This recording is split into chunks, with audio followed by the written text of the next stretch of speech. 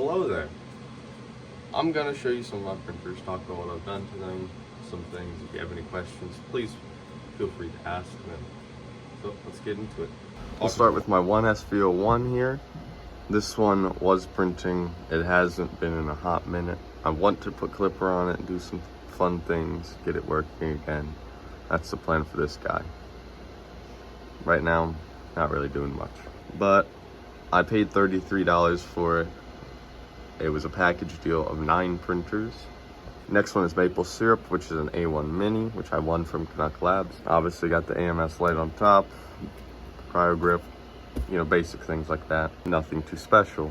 Next one here we have the General. Obviously got the AMS light as well. I bought this from Micro Center as a refurbished printer, I believe. Again, one of those BQ plates, and that's about it. Then we got my other A1 Mini, which doesn't have a name. This one obviously has a plate again, boring, you know, printed parts, AMS light, obviously the works. This is Bubblegum. This is one of my favorite printers. It's a debate between these two. I bought both of these printers together for $100 with all the mods they have on them. Bubblegum has this light bar, you know, the tool head, which is a BMG, whatever, with the BL Touch. And it also has a Revo, which I have on the side, along with the screen, which I forget what it is. And it also has a Big Tree Tech SCR Mini E3 V2 inside there, running Marlin for now. Bubblegum also has these linear rails, and the bed is not stock. This is my Ender 5 named La Ender. This one has a lot of the same mods, you know, the Big Tree Tech SQR Mini E3 V2 in it, the screen, and same BMG or whatever it's called, the extruder. Up here we have 9mm rails there and 12 there, I believe. I designed this custom electronics enclosure because the one that was on it was pretty bad. You can see, not the greatest wire management, but yeah. And that's about it on this printer right now. This is the Great Mistake. I bought it from a friend for $40. It's mostly just printed parts, cosmetic stuff, and little things like this bed handle. But the most notable mod everybody knows is the 6 burner on here, which I did 90% of cosmetics and 10% for the cooling, because it has way better cooling now. With a bigger heat sink fan, and then this fan, better cooling, it's a lot better. But otherwise, just a stock CR6SC. Next to it, we have my KP5L, which I bought from the King Green site for a normal price. It used to print. I printed with it for about a year. It had some problem and it got taken apart. It's a great printer. It's built really well and very sturdy. It just needs probably a BL Touch, and I'll probably put Clipper on it just because I can. But yeah, this one definitely I want to fix soon. Moving to the second row. On this row of shelves, we have POS Anchor 2, which is an M5, which I got from 3D&T Printing. Go sub to them, link will probably be in the description if I remember. It's pretty stock. I mean, I printed out this tool head cover because I think it's hilarious. But yeah, it's just the normal anchor make. Here we have Mario and Luigi, which I paid $60 for both of them. Our Focus Odin F3s, I think, or something. I don't know. The naming scheme is really weird. I go over both of them because they're pretty much exactly the same. There's no real mods, they're just color mods and the spool holders. This one came with this firmware in it, and this one's black, which I like. And I put this one on this one because this one had the stock firmware, which I didn't like. So I put this one on it, and it's blue. That's really the only difference between these two. Right here we have my toy box, which I bought for like $40. Kind of dumb, but whatever. I lovingly named it Shitbox. It did print. I had replaced the motherboard, did some things, but I need to put Clipper on it, put the motherboard in, whatever, and make this thing a fun little printer. I like it. I think it's funny. It's sitting right here, obviously, in the middle of nowhere. Next printer I'm going to show is my stockish Mega S. This one doesn't have a name, but, you know, obviously the fan was replaced, you know, stuff like that, and the tool head cover is kind of wonky, but, you know, it's fine. This printer actually prints and prints pretty well. Consider how old this printer actually is. This is one of its prints. Pretty clean. And yeah, it's running a stock firmware and stuff like that. It's a pretty fun machine. I got it with the SV1 that I was talking about earlier. So this one I paid $33 for. The next printers I'm going to be talking about are my two S1s, which I got from the same person. I got them for free from someone who didn't want to use them anymore, so lucky me. They had a corrupted firmware on them, so I just updated that on both the screen and the motherboard, and that was all I needed to do to fix them. The really notable mods I have on this are they came with these effect sheets, and I have some printed mods, the cable chain, you know, the works, the little things, you know.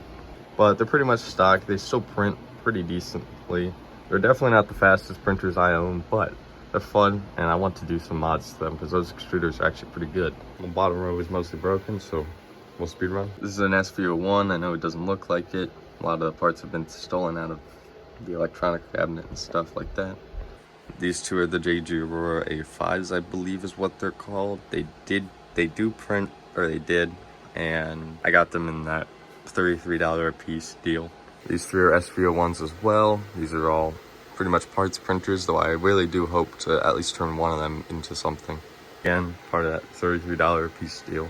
This is Big Mac, my Neptune 4 Max, which was given to me by Mandic Really. Go sub to him. I got it quite a while ago, and it's been sitting for a hot minute because the leveling sensor is pretty dog crap, so I got a new one, and I'm not very familiar with Klipper, or at least at the time I really wasn't familiar with Klipper. This is my first ever Klipper machine, and I kind of gave up on it for a bit. I need to get back to it, and I plan soon. It's got linear rails on the X and dual on the Y, but yeah, hopefully we'll fix it. It's a very big printer and very nice to have, but yeah, I need to fix it. That's about it. And the corner, which pretty much nobody ever sees because I don't really show it. We have my first ever printer right here, my KP3S, lovingly named Bob Sponge. My sister named it, if you're wondering. It has a newer version of Marlin, not the standard version that comes on it like that one has. Obviously printed screen riser, you know, all little things like that. But nothing too crazy. Still running stock board and everything. Got the linear rails, which is stock, which is good. Pretty nice. I like to use it every once in a while. And then behind it is Thanos, which I got a year ago, I think. And this one's still running the normal firmware. Obviously, a couple mods, but not very much done to it. This is the Anycubic Viper, which I got with all those S1s that I showed previously. This one does print, sorta. I have had it print. I need to do some things. Kind of think about putting Klipper on it. Not 100%. I know I say this a lot. I want to put Klipper on it. I don't know if I ever will, but it's there. Hopefully something will be done with it. This is Monstero, my Sidewinder X3 Plus, which is pretty big. It's pretty much a Neptune 4, 3-ish clone, but with classic artillery, you know, little details. Actually a pretty good printer. I bought this as a return, and it was like $89, I think is what I paid for it.